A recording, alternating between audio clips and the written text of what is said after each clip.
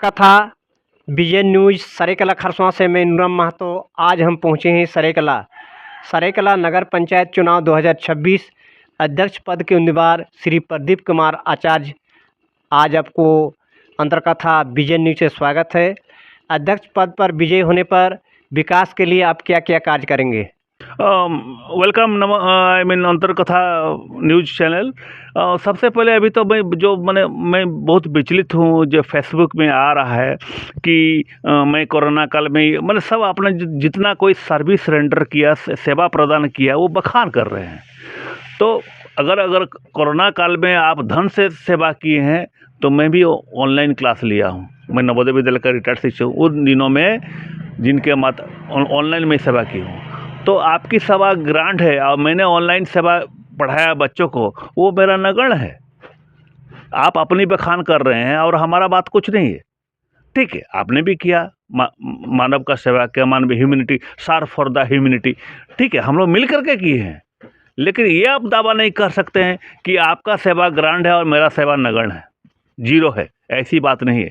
Corona का और जहाँ तक बोले कि हमने कोरोना में, मैं और मेरा पत्नी 12 दिन तक सरायकला हॉस्पिटल में हम लोग पड़े रहे हैं कोरोना का ट्रीटमेंट के लिए। मैंने किसी को नहीं देखा सेवा करते हुए। सरकार की तरफ जो सुविधा थी, मैंने उसकी। विकास के लिए क्या क्या कार्य करेंगे? सबसे पहले विकास का जब बात है तो मेरे पास विजन है। विजन ये है कि जैसे आप बिजली खंभा में लाइट लगाना कैसे होता है, ये कोई आदमी आता है, लंबा सा सीढ़ी लेकर के जाता है और चढ़ता है, ये सिस्टम नहीं है। उसमें गाड़ी में लंबा सा सीढ़ी रहेगा, सीटिंग रहेगा, जो उसको घुमा करके चढ़ेगा और बल्ब लगाएगा। या नंबर 1 फॉगिंग मशीन है। फॉगिंग मशीन हमको पता नहीं कि नगर पंचायत में खरीदा है कि नहीं है। मलेरिया मच्छर से भगाने के लिए जो फॉगिंग मशीन होता है, हमको नहीं लगता है।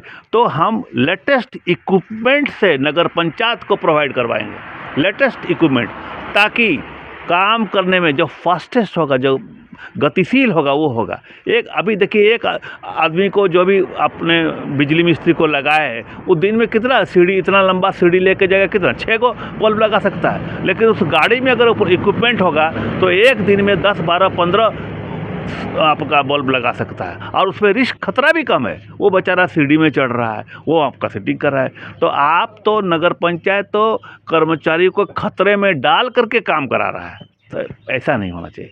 उसके पास नगर पंचायत की तरफ से विजन होना चाहिए, और वो दृष्टिकोण जैसा मजबूत होगा, आदमी को सेफ्टी सिक्योरिटी, जो भी कर्मचारी है उसकी सेफ्टी सिक्योरिटी प्रदान करवाना हमारा कर्तव्य रहेगा।